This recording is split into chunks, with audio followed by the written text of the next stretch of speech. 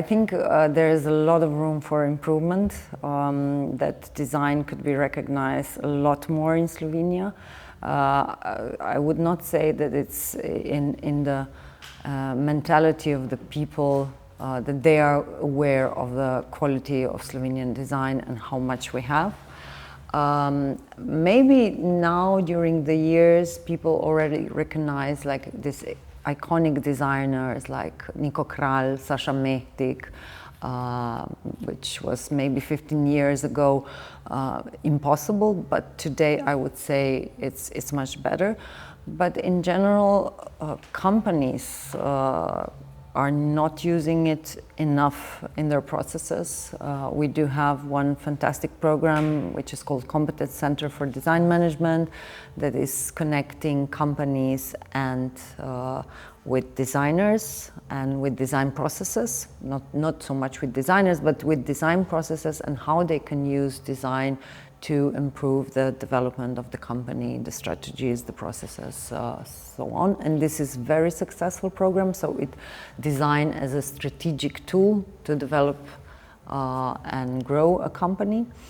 Of course, a lot of work has been done by the Museum of Architecture and Design in the past, through Biennial of Design, and now through the Center for Creativity, but the awareness among the companies and even policymakers should or could be quite a bit stronger.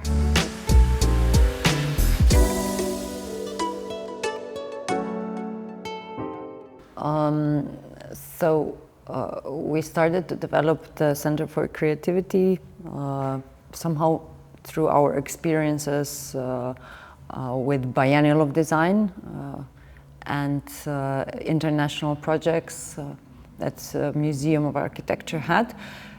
And actually we said that designers don't need only program support, only exhibition support or presentations abroad, but they also need financial support. So we developed two major systems. One is a grant system, which is now bestowed by the Ministry of Culture of Slovenia, and it's supporting creative ideas, creative projects, companies in three different phases. The first phase is ideation, concept development, prototyping. The second phase is the scale-up of a smaller creative company that is already on the market, to go abroad, to internationalize, to develop new markets, maybe new products or services. And the third one is actually we try to connect companies with creatives. And this is, very special programs, because we said not all designers, not all creatives want to be self-employed. They don't want to develop their business, but maybe they just want to work for the company as freelancers and so on. So this was quite, I would say, special program, and it took us quite a lot of effort to reach also the companies, that the companies understood what we're trying to do and to apply for this grant, which is of course not so big for the companies. And by that we also supported and developed the programs for those that maybe did not receive the grants. They could still develop the projects and services within our programs and apply to our curatorial calls for cooperations, for new co-productions.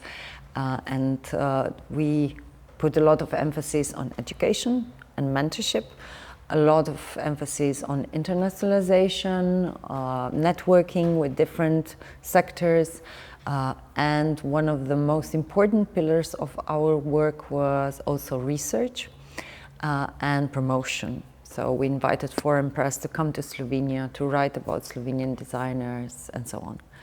And through the policy processes, through the researches that we did, statistical analysis of creative sector in Slovenia. We showed how big it is, how important it is actually for the economy, that it's not only in service of the economy, but it's economical sector per se. It has a strong power. The GDP per person, per employed in creative industries is higher than in the rest of the economy. That 7% of people work in creative economy in Slovenia. So really concrete numbers, how big and important the sector is. And by that we somehow pave the way among the policymakers, the general public, the companies, that this is not only culture, that it's not only taking public money, that it's not a cost, but it's actually an investment. And that if we want to innovate, that if Slovenia wants to be innovative, then we have to develop this kind of cross-sectoral cooperations also with creative sectors and industries. We connected a lot internationally, of course, and went into different networks, connected with different projects, organizations abroad, and managed, of course, to get into different EU funding programs which enabled us additional funding for Slovenian creatives, so that the budget is getting bigger, of course, by entering this kind of networks. We also became a national point for new European Bauhaus, which is a very important program concerning the funding for development of the regions, of the city. And also we became a contact point for EIT Culture and Creativity, which is a part of European Innovation of Institute and Technology as one of the innovation communities. So actually, with New European Bauhaus and EIT, Europe placed culture and creative sector really highly on political agenda and also supported financially, which is so important.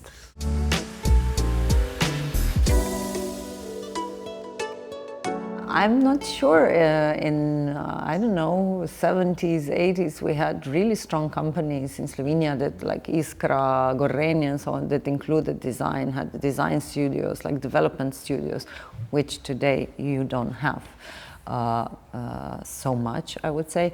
But on the other hand, we hear from designers, and those are the data from the Academy of Arts and Design, the Department for Design, that majority of their students are employed within the companies. Not maybe in a way that we know it from before, but probably in other departments and so on. But concerning approach to us, everything what we do with open calls. We have a web platform, we are very active social media, and for every program we issue an open call, and we are inviting designers, creatives to apply with their projects, with their idea, that they don't need to be necessary already on the market. So we are really trying to cover different stages. So you can develop the brand or the idea within our incubation program or acceleration programs. You can develop it through cooperation or new commission programs. But of course, if you want to go on the market, there are other programs like supporting through incubation, really with experts that are working on the market and helping creative designers to push the products and the sales further. And I would even say that the reactions of younger generations are more open to this kind of initiatives than maybe my generation, which is a little bit skeptical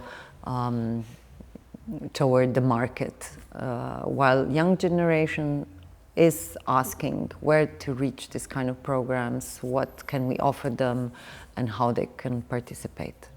And we really have a majority of the programs are sold out. Let's say we opened this last year, we opened the info office, which is like office where creatives can come once a month or a few times a month to get one-to-one counseling, how to develop their brand, their product, or where to get additional funding, questions connected to EIP rights, and we had more than 500 visits already. So it's, yeah.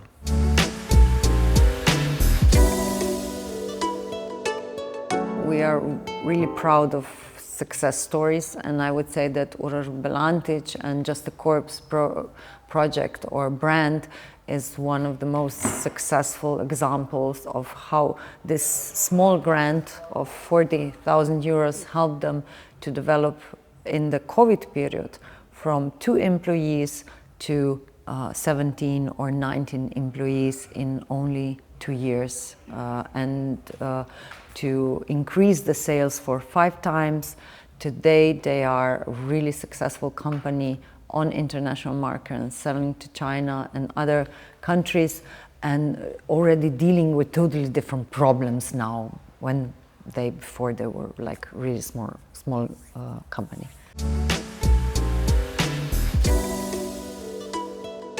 I think we are really on a good way, and I think now systemic support would be needed, so that the creative sector in Slovenia, in design as well, together with grant system, the programs and everything is not supported through cohesion as a project, which ends every 5 years, of course, and then all the programs are shut down for 2 years, let's say, but that it gets strategic support from different ministries, because it's not only a matter of Ministry of Culture. We know it from our colleagues abroad that those kind of creative industries and this kind of projects are usually supported by different ministries. Ministry of Economics, Ministry of Innovation, Education, or even today digitalization. So we are hoping that this